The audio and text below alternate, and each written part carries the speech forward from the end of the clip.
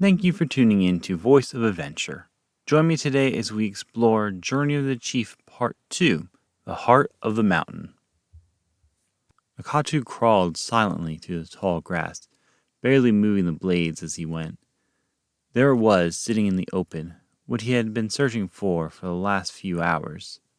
He slowly brought his machete up in front of his face. Akatu quietly moved to his feet, ready to pounce. For the past few hours you have evaded me, but now you will not get away, he whispered right before he leaped. The little rabbit never saw it coming. By the time Akatu was visible, it was too late. He was on the rabbit before it could move. Grabbing it, he held it to the ground, and with a swift slice, the rabbit stopped resisting. Akatu held his catch triumphantly, a huge grin on his face. He brought the trophy back to his temporary camp. Without wasting a moment, he prepared the rabbit, skillfully dressing the meat. It had been a week since he left the village, and although lonely, Akatu felt a level of freedom he'd never known before. No longer was he bound by the ridiculous rituals of the village.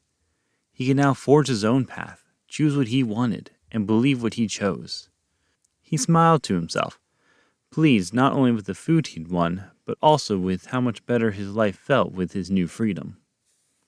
Before he knew it, Akatu finished prepping the rabbit. It was immaculate. This was one of the many things his parents taught him for the trials. His father, being a simple vegetable farmer, didn't know the intricacies of preparing meat, but he went out of his way to learn how to prepare animals so that he could teach his son.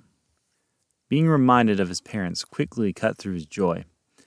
Those years of being forced to train constantly were the worst. Frustrated by his memories, Akatu aggressively skewered some of the rabbit meat and placed it around the fire.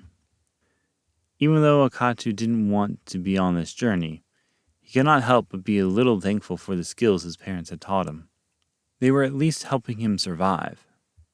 After the meat was roasted, he laid there by the fire, enjoying his catch and staring up at the sky as the stars began to glitter in the fading light.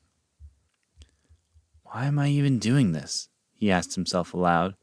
I don't even want to be chief. Last week he felt determined to prove the gods didn't exist, but now he was questioning if it was worth continuing.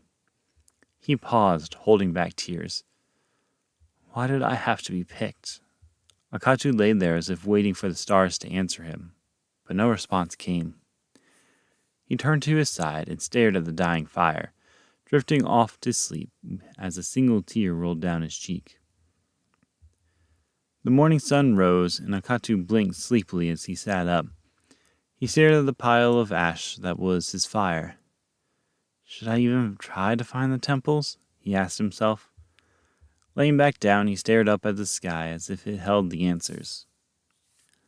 What's the point in searching for them? Would I even be able to convince the village? Maybe I should just stay here. It's not like I'll find anything if I search for the temples. A week crawled by, and it was the slowest week Akatu had ever felt. Each day dragged on like it would never end. Except for the occasional hunt, everything was the same. Exploring the forest had quickly lost its excitement.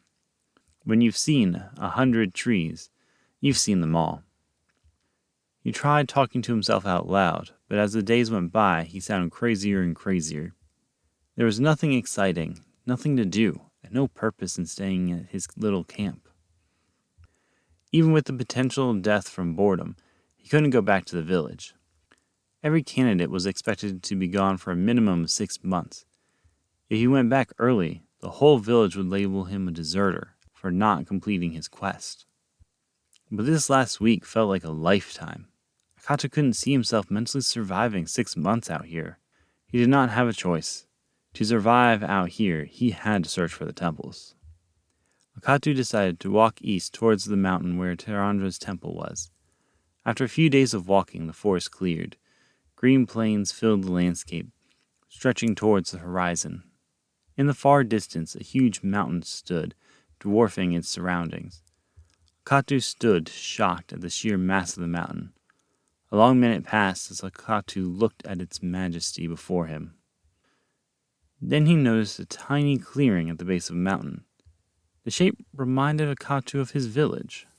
He threw his arms in the air and shouted in excitement, "Civilization!" Then he sprinted towards the outcropping, ecstatic at the thought of seeing people. After more than 2 weeks, he would get to have conversations with someone other than himself. After crossing a few hills, he stopped to catch his breath. Apparently, the houses were much farther than Akatu thought. What he had imagined would be a short run turned into a long trip, and the village seemed no closer than before. Taking a few minutes to catch his breath and swig some water, he started off to the houses again, but this time he walked. As the sunlight started to dwindle, he began to finally see the houses in more detail. Akatu's excitement skyrocketed once again. He could not wait to meet these people. He missed friendly conversations, eating meals with others, and not having to sleep on the ground. On his walk, he dreamed up scenario after scenario of how great the village was going to be. He even thought they might know where the temple was and could help him find it quickly. As Akatu reached the edge of the village, the sun touched the horizon. It was then his heart sank.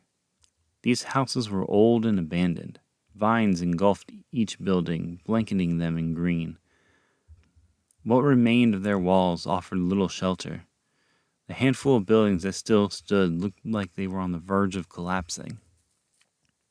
Akatu walked down what used to be a dirt path, now overgrown with knee-high grass. He sank to his knees in front of a large stone statue of Tarandra. How could there be another village with a statue of Tarandra?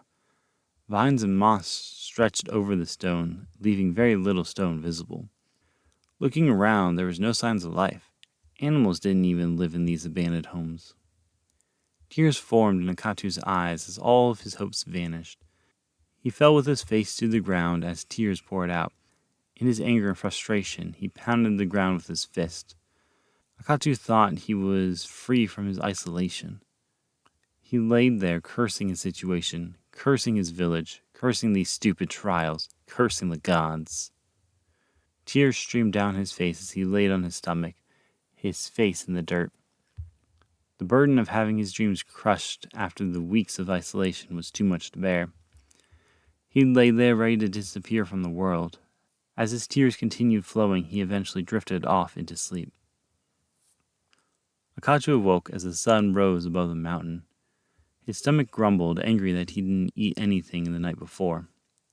He sat up and pulled some dried meat from his bag and ate slowly. Looking around the village, Akatu wondered if it was worth continuing.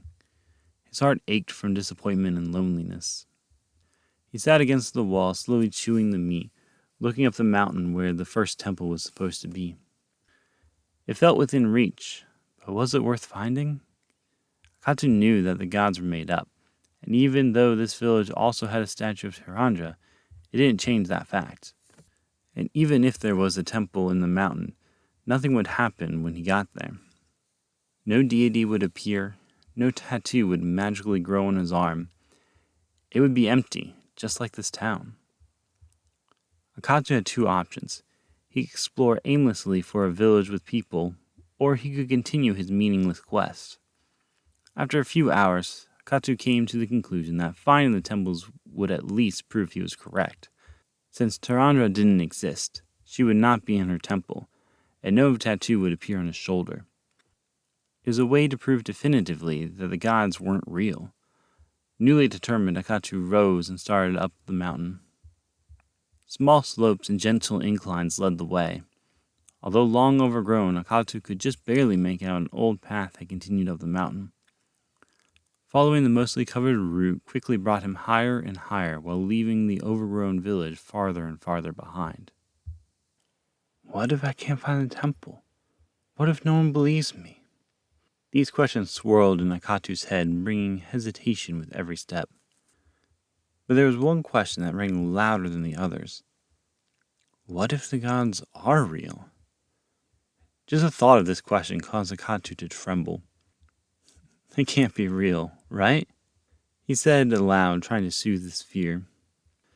Akatu had spent so long denying their existence that the mere consideration that they were real was enough to cause him great stress. Hesitant or not, Akatu refused to back down. He had traveled a great distance and needed an answer. Akatu continued up the trail, finding it harder to climb as the path steepened, until it disappeared entirely. He now had to find his own way up the mountain, full of jagged rocks, steep inclines, and the occasional wall to climb. Eventually, he reached a large plateau and sat down to rest from the harder climb. By this time, the sun had fallen, casting golden light over the mountain. Soon it would be dark, making it impossible to traverse this mountain. Akatu found some rocks to lean against and closed his eyes, but sleep didn't come. A cold wind constantly blew over the mountain, and with no trees around, Akatu could not make a fire for warmth. He curled up as tight as he could and opened his bag, bringing out anything that would help keep him warm. Still, he lay there awake. Even though he had spent all day walking and felt exhausted, questions still swirled in his head. Questions about his journey, about his safety, and biggest of all, questions about the gods. Akatu had felt certain in his belief that they didn't exist, but the further he trekked up the mountain, the more unsettling it felt. Seeing the statue in the village surprised him, since it meant that people outside of his village also believed in the same god.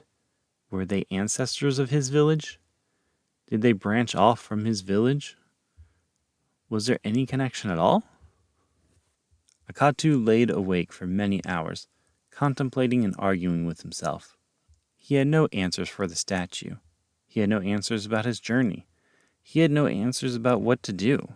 He just laid there, cold, unable to sleep. The night crawled by. Eventually the sun began to rise, casting a red hue over the mountain. Knowing he would not get any sleep, Akatu started climbing the mountain again. The higher he climbed, the colder it became, and he hadn't come prepared for the cold weather. The cold chill felt like it was piercing his skin and sunk deep into his bones. Climbing the mountain proved difficult as well. With his body so cold, he started to feel his limbs go numb. The sharp rocks cut into his fingers as he climbed, leaving a small trail of blood behind. As the days continued, Akatu climbed higher and higher, slowly getting close to the summit. His body felt exhausted from the continuous climbing and low temperatures. The days turned into a week or so. Akatu had gotten so little sleep on his climb that he could not remember how long ago he started.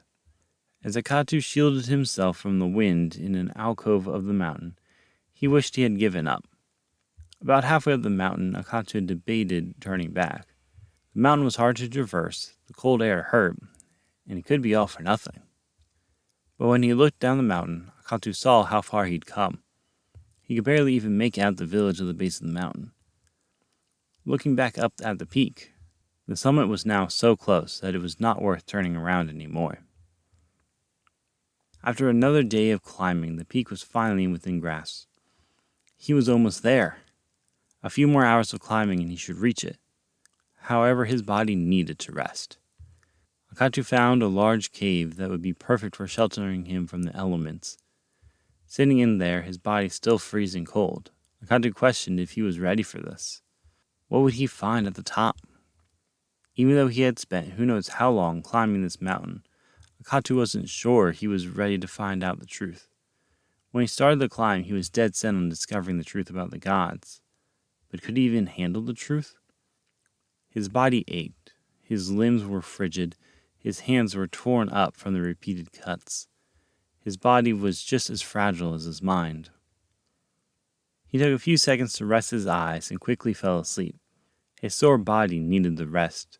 He woke to a warm feeling that spread from his chest out to the rest of his body. He suddenly opened his eyes, shocked by the relaxing warmth that filled him. He looked around uneasily. Akatu had heard from the elders that right before dying from the cold, you feel extremely warm.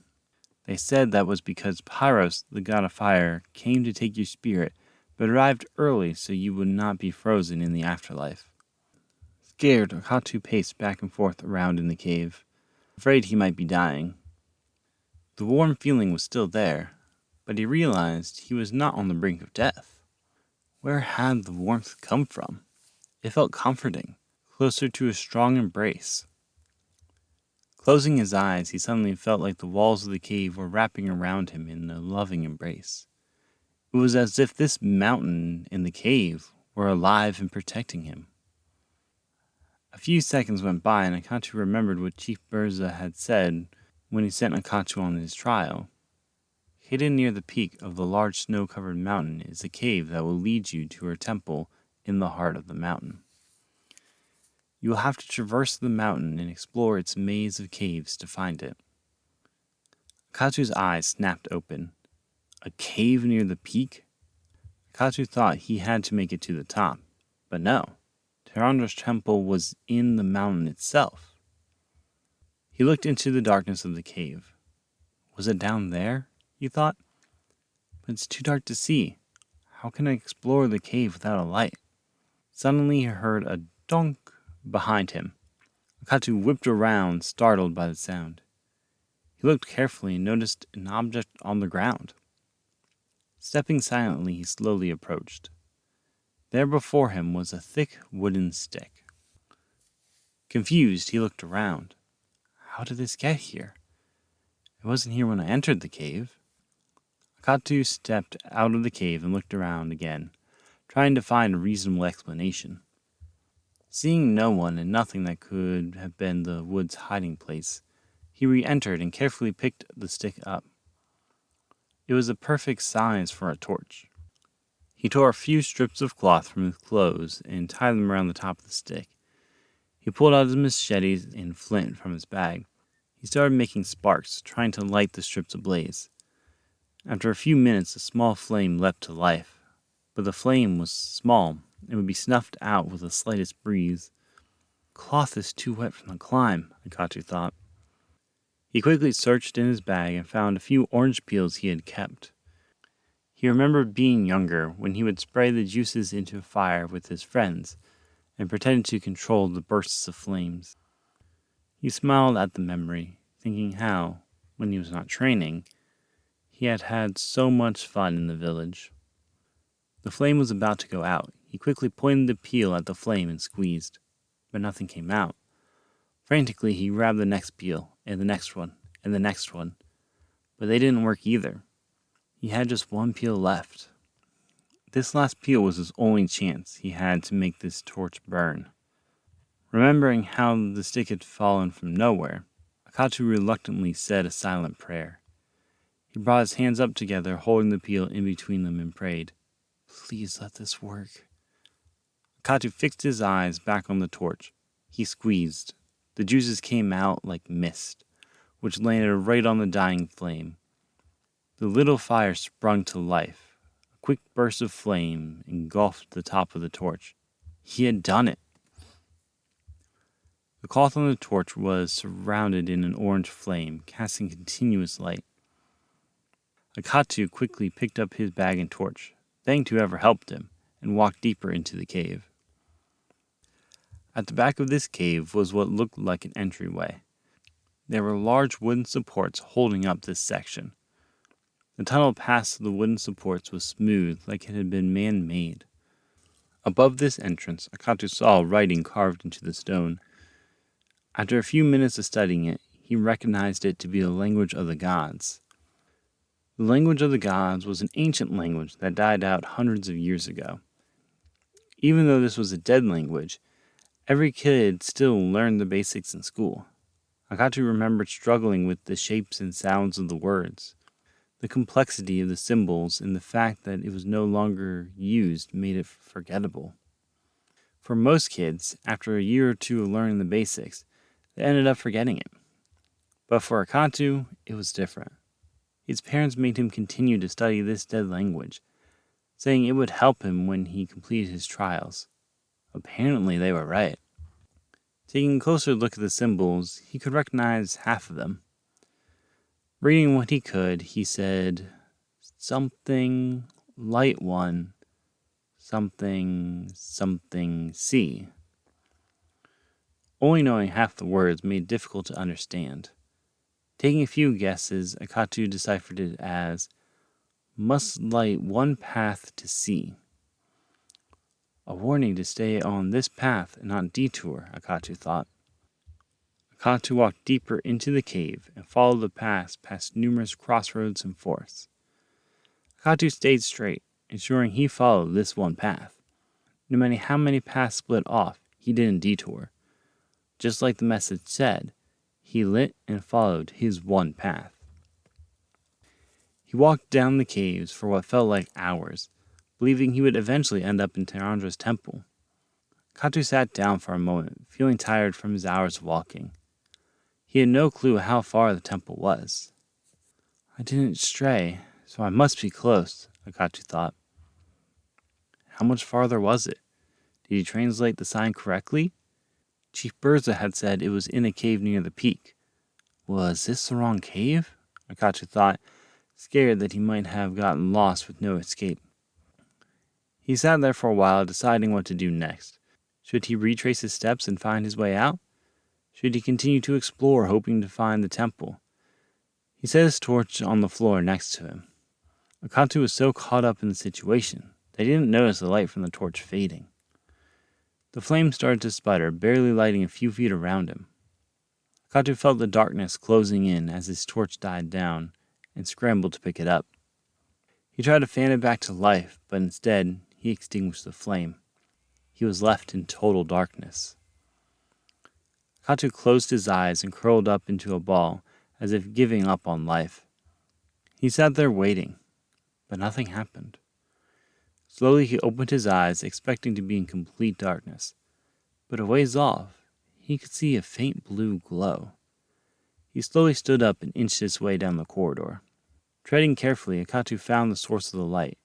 Small stones embedded in the ceiling were emitting the dim blue light.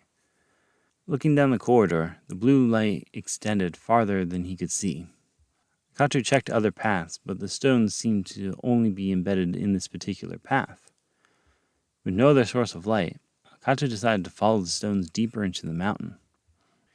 After walking a short while, Akatu began to doubt if the stones led to anything. He passed a myriad of passageways, numerous forks, and still found nothing that looked like a temple. He wondered again if he was even in the correct cave system. He thought he was saved when the blue lights lit his path, but now he wasn't sure they were anything more than decoration. Just as he was about to turn around, the passageway opened up to a large room. The same stones filled the ceilings, illuminating the room. Akatu could see 6 large circular stone pillars holding up the ceiling. The walls around the room were covered with intricate carvings in gray stone. He had found it. Akatu was so shocked and amazed that he had actually found the temple. After weeks of walking, he had made it. Even though this was meaningless, since the gods didn't exist, Akatu felt accomplished just by finding this place. Taking a closer look at the walls, stories of Tirandra's feats were written in the language of the gods, with pictures displaying what the stories told. At least, that's what Akatu assumed was written. He could barely read it, so he took some guesses. At the far end of the room, a large altar sat a few feet from the wall. It was elevated off the ground with a few steps leading up to it. The altar was made from a beautiful white stone Akatu had never seen before. It was smooth and cool to the touch. Akatu marveled at the sophisticated carvings on the altar. Our village can never make something like this, he thought. All of a sudden, the room started to shake, knocking Akatu off his feet. Dust and small rocks fell from the ceiling. Akatu covered his head and laid on the floor, scared that the room was about to collapse on him. After a few seconds, the shaking stopped. Akatu eased to his feet, knees shaking. Nothing looked damaged, but then he heard a deep, rough voice from behind him. Welcome. It's been many years since there's been a visitor. Akatu whipped around, grabbing his machete. Towering over him stood a giant rock monster with hands twice the size of his head. The rocks on the monster's body came together to form what looked like muscles, but made of rocks. His skin was hundreds of stones stacked together. Where its eyes should have been were only round indentations, and the stones in his jaw grinded together every time it moved its mouth. Akatu froze from the sight of this thing. His parents forced him to study all sorts of animals and monsters preparing for his trials, but in all of his studies, not one mention of monster made out of rocks. Akatu stood motionless, machete in hand, ready to defend himself. There's no need for that, the monster said, gesturing to the machete. Akatu didn't respond. Somehow he didn't trust the rock monster. Slightly annoyed, the monster continued. You are here because of the trials, correct? Akatu didn't answer again, but was a little shocked this monster knew about the trials. The monster stepped closer to the altar, forcing Akatu to move out of his way. Very few people make it this deep in the mountain, unless they are searching for this temple. It has been many years since I was told to greet a candidate, I think. Being down here makes it hard to see the passage of time, the monster said, trying to ease the tension. Well, I guess you want to get the mark of the Earth Temple and go to the next trial. Akatu, still holding the machete tight, calmed down a bit and asked, How are you able to move? You're just a pile of rocks. Just a pile of rocks? The monster looked slightly offended, then looked down at his body and shrugged. I guess that makes sense. I am a pile of rocks, but I'm also more than that. I was created to protect this temple and to aid those on the trials. I have been here since the first candidate came through, and I will be here until I'm put elsewhere. You were created? But who created you? The gods? Akatu asked sarcastically. Before him was a rock monster that he could not explain. Nothing known to man could bring such a being to life. Maybe the gods are actually real. Akatu hated the thought. Yes, I was created by the one above. He formed me from the earth, and his words brought me to life. I was put here to safeguard this holy site. The monster touched the altar tenderly, as if it was something he loved. Akatu felt confused. The one above? Were there not 4 gods? Does this monster only know of Tarandra? Cautiously, Akatu asked, Who was it that created you? Was it Tarandra? The monster looked at Akatu with a gentle smile. No, like I said, the one above created me. Akatu stared at this creature, unable to process his answer. Akatu knew of the 4 gods, but no one above. The monster could see Akatu struggling with the information. The one above is the one who created everything. From the mountains to the seas, the animals to the insects, even all the people who walk this earth, the one above created all of them. Akatu was still lost. All his life, his village taught the 4 gods. He learned of their natures, their stories, their triumphs.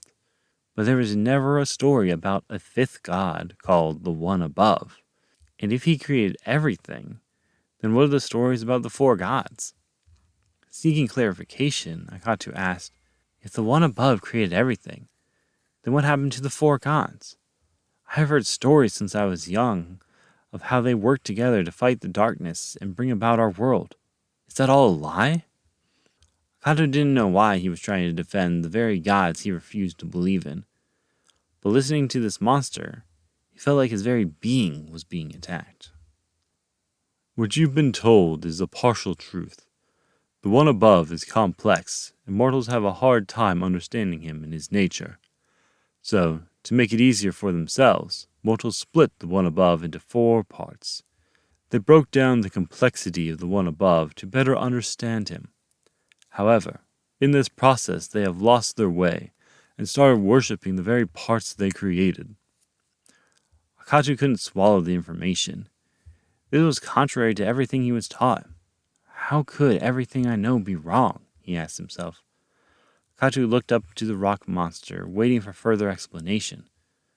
But the monster stood there silent. He acted like his explanation cleared up the confusion, but it only increased it. Akatu was about to ask another question, but was interrupted. I'm sure you're still confused, but I am unable to give you all the answers. You have 3 other temples to visit, and you will gain more understanding as you continue on your journey. But how will I continue when I know nothing of this one above? You were told stories of the 4 gods, right? Akatu nodded. These gods are aspects of the one above, and all of the stories point back to him. You mentioned that they fought the darkness to create the world. That is how the one above did it. It was all empty until he spoke the world into existence.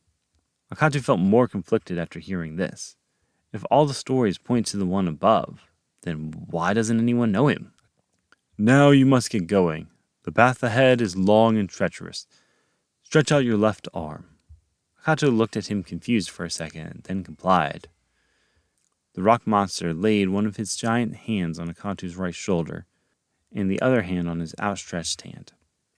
In the name of the one above, I bestow on you the mark of the earth, from which we are all formed. Akatu could feel a warmth rush up his arm. Then his whole arm felt like it was about to catch fire. The heat settled on his left shoulder where it swirled around. The monster withdrew his hands, leaving Akatu breathing heavily. Akatu looked at his shoulder where the warmth settled. A tattoo had appeared. It was the same tattoo that Chief Burza had, but instead of 2 peaks, Akatu's had 3. He looked up at the monster and thought, why is mine different? But before he could ask, the rock monster turned away and started walking for the wall. I have finished my task. It is time for me to sleep until the one above needs me again. Akatu watched as the monster merged with the wall. He was too shocked and confused to move, so he stood there for a few minutes staring at the wall, as if expecting the monster to come out again. But he never did. Akatu got up and started following the small stones back to the entrance. He walked for a while, questioning everything. Akatu felt like his whole life had shattered, and he was trying to piece it back together. Following the stones, he found his way back to the entrance at the top of the mountain. He looked out of the cave to see the sun rising. How long had he been in there? With more questions than answers, Akatu set out down the mountain, heading towards the desert, hoping the next temple would have more answers. Thank you for listening to Voice of Adventure.